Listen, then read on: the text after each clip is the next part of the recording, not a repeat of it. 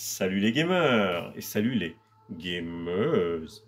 Bienvenue pour le test de Dante's Inferno sur Xbox 360. Le jeu est rétro-compatible Xbox Series X, mais j'ai préféré le faire sur ma bonne vieille Xbox 360 pour ne pas me prendre la tête avec les succès et voilà, ne pas investir dans les DLC qui sont de mauvaise qualité. C'est un jeu atypique. C'est un jeu, je ne sais pas si ce genre de jeu pourrait sortir en 2025 parce que le jeu est 18 et plus. Le jeu est clairement très sexuel. On voit des seins, on voit des pubis. Le jeu, voilà, c'est un des jeux les plus sexuels auxquels j'ai été donné, il m'a été donné de jouer. Le seul jeu plus glauque, enfin plus trash que celui-ci, c'est Drakengard sur PS2. Mais sinon, ça fait partie des jeux, entre guillemets, les plus matures, en fait, bon, même si j'aime pas le mot, auquel il m'était donné de jouer. Pour moi, c'est pas un très grand jeu, mais c'est quand même un jeu à découvrir. Pourquoi c'est pas un très grand jeu? Parce que le système de combat, malheureusement, pêche un peu. C'est un peu mou du genou. En fait, tout est bon dans ce jeu. Les graphismes sont somptueux, les cinématiques sont somptueuses, les dessins animés, pareil. Très bonne direction artistique.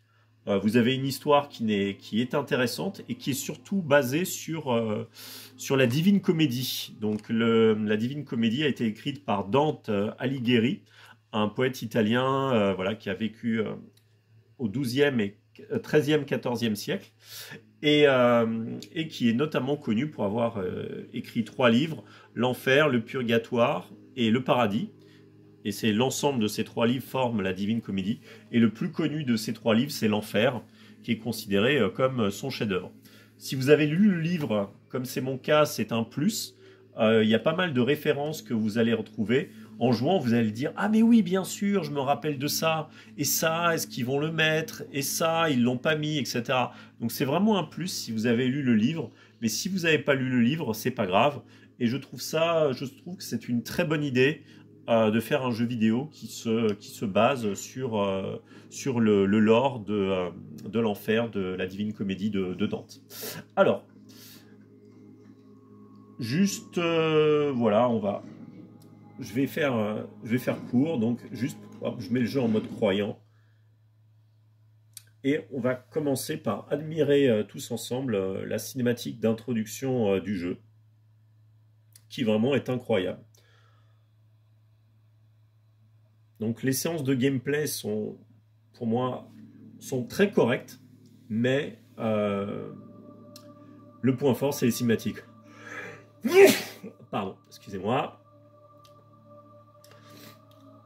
Donc c'est un jeu d'action-aventure, donc vous tapez des ennemis, vous résolvez une ou deux énigmes pas bien difficiles, voilà, dignes d'un enfant de 8 ans.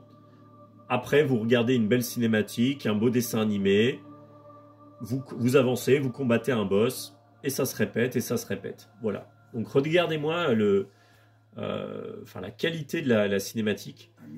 C'est parmi les plus belles cinématiques qui m'ait été donné de voir. Les cinématiques de Final Fantasy, elles font pitié à côté. Donc les arbres, la végétation, le grain de la peau, la sueur, les effets de lumière, le reflet dans l'eau. La musique est aussi très très belle.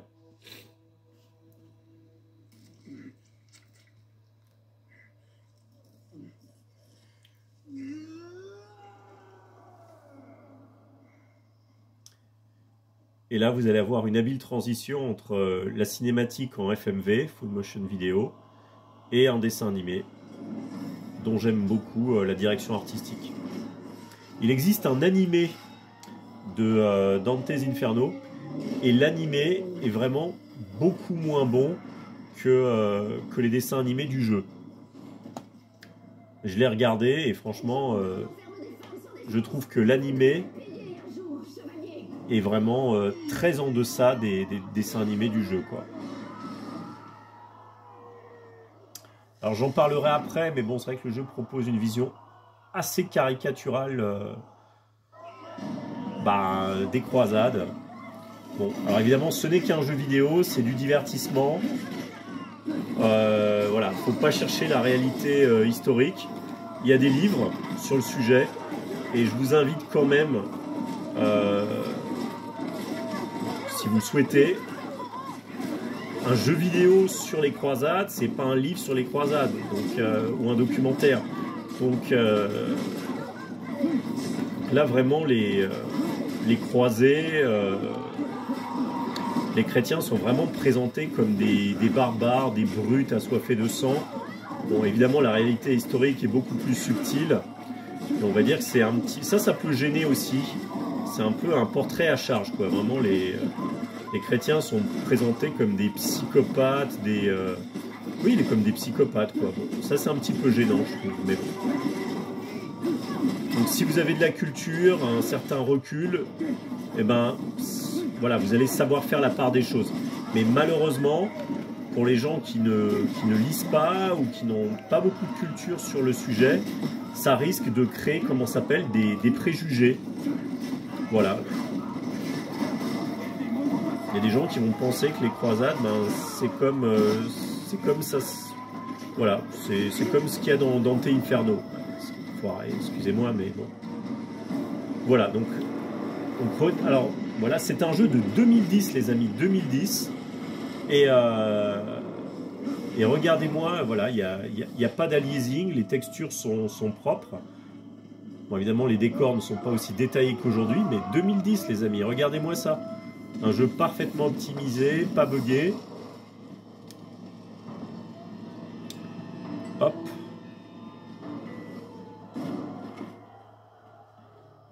Et donc là, je trouve ça assez fort, en fait. Donc, votre héros, vous contrôlez votre personnage depuis à peine 1 minute, et déjà, il se fait planter, et vous assistez à sa mort, qui est la mort qui apparaît, la grande faucheuse. Et là, vous vous rendez compte que votre place n'est pas au paradis. Le prêtre a été formel. Viens, affronte l'éternité. Bientôt tu seras rejoint par ceux dont tu as détruit l'infini, ceux dont tu as damné les enfants. Je refuse de laisser ceux qui me sont chers payer pour mes péchés.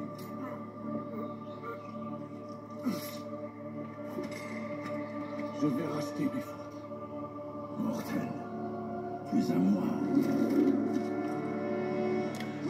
Alors, je vais faire ce combat. On va admirer une cinématique juste après et on va s'arrêter là. Donc, les combats sont vraiment pas intéressants. Alors,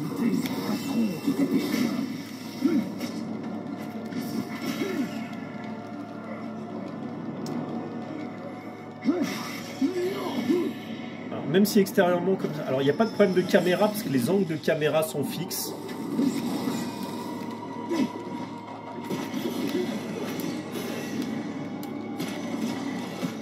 Ça c'est bien, la caméra part pas en sucette, mais le gameplay n'est pas bon en fait. Il n'y a pas cette précision chirurgicale que vous allez retrouver dans les productions japonaises, comme un Ninja Gaiden ou de la Team Ninja, ou comme dans un Devil May Cry de Capcom. Donc ça, c'est le gros défaut du jeu. Son système de combat est très correct, mais voilà, il n'est pas extraordinaire non plus. Et c'est vraiment dommage. Si le jeu avait eu un système de combat à la hauteur, on aurait eu vraiment un chef-d'œuvre. Mais là, non, on n'est pas dans un chef-d'œuvre, on est dans un très très bon jeu, dans une curiosité, voilà. Donc si vous êtes collectionneur Xbox 360, c'est un jeu à posséder du fait de son statut de jeu atypique. Parce que des jeux, voilà, un jeu basé sur la Divine Comédie de Dante, voilà, c'est pas tous les 4 matins qu'il y en a un. Voilà, on va admirer cette cinématique. Regardez-moi ça, quoi. Le paysage, la nature, les arbres, les herbes, le crin la queue du cheval, enfin le... Après 3 ans d'une haine glacée, c'est vraiment incroyable. J'aspirais au repos en 2010, les amis. Afin de pouvoir oublier le passé. Alors non seulement elles sont belles d'un point de vue technique, elles sont bien mises en scène. Le découpage est bon, champ contre champ, zoom, enfin tout ce que vous voulez. Vraiment très superbe mise en scène, hein.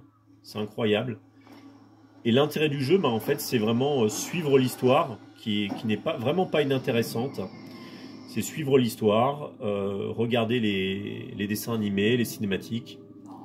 Et puis sinon, les phases de combat, exploration, restent très sympathiques, mais bon, oubliable quand même.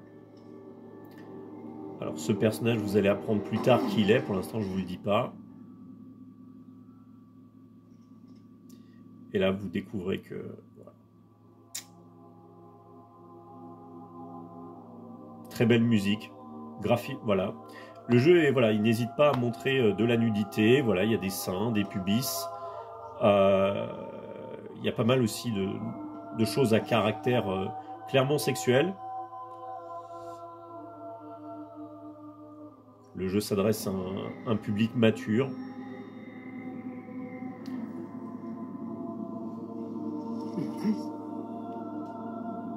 Je lui ai dit que tu viendrais.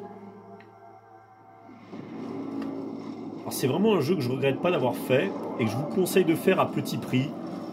Vous pouvez le trouver en cash à 5 ou 10 euros. Voilà, à ce prix-là, ça les vaut. C'est le prix d'une place de ciné. Donc toutes les cinématiques mises bout à bout, plus les dessins animés. Voilà, vous avez un très bon film.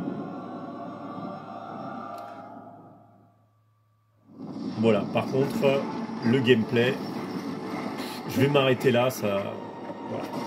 Franchement, les ennemis sont extrêmement passifs, et ce, quel que soit le mode de difficulté. En mode de difficulté supérieure, les ennemis font juste mal, font très mal, mais bon, ils restent passifs, donc en fait, c'est pas intéressant, quoi. Là, visuellement, c'est sympa, c'est bien animé, bon, voilà, les mouvements de la faux c'est fluide, mais les ennemis, c'est des punching balls, quoi. Donc après, vous allez affronter des ennemis un petit peu plus costauds, mais qui restent extrêmement passifs, je trouve. Voilà. Donc je vais pas continuer plus. Donc voilà, je vais revenir à l'écran titre. Hop, touk touk. Et je vais m'arrêter là. Voilà, donc pour récapituler, donc c'est un jeu de 2010 avec des graphismes incroyables pour l'époque, qui restent agréables aujourd'hui. Des musiques de très bonne facture avec voilà vous avez de la musique religieuse, de la musique symphonique, un lore qui est extrêmement intéressant. Voilà, un jeu qui est basé sur un chef-d'œuvre de la littérature mondiale. Voilà, ça c'est pas fréquent. C'est vraiment un jeu atypique, une curiosité.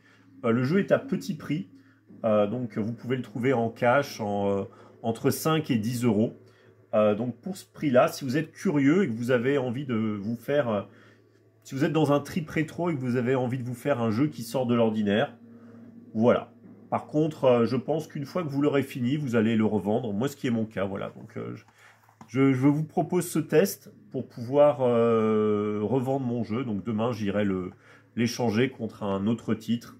Voilà, demain, j'irai dans un cache et je vais m'en séparer sans regret. J'ai passé un très bon moment, notamment grâce aux cinématiques et aux dessins animés.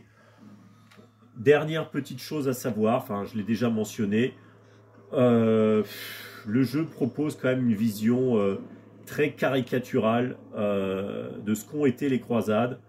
Donc c'est vraiment un portrait à charge. Ça peut être assez lourdingue.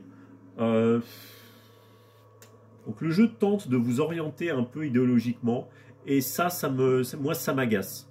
Après, voilà. Donc voilà, ça me gêne un petit peu. Il n'y a pas beaucoup de testeurs qui en ont parlé.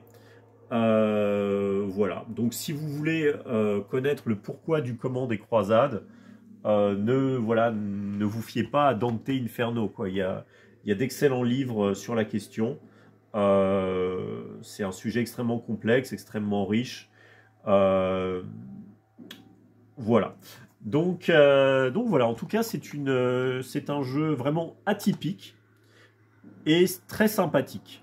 Mais c'est pas un chef-d'œuvre. Voili voilou les gens, je vais m'arrêter là.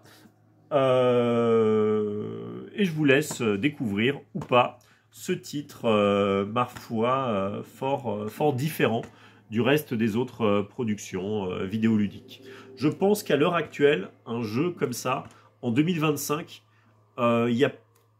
aujourd'hui, il y a vraiment du politiquement correct. Et un jeu comme ça ne pourrait pas sortir aujourd'hui. Clairement pas. Ce qui est un petit peu dommage. On est vraiment à l'époque de l'autocensure, du politiquement correct ou du woke. Voilà. Merci les gens. Ciao, ciao. Bisous. À bientôt.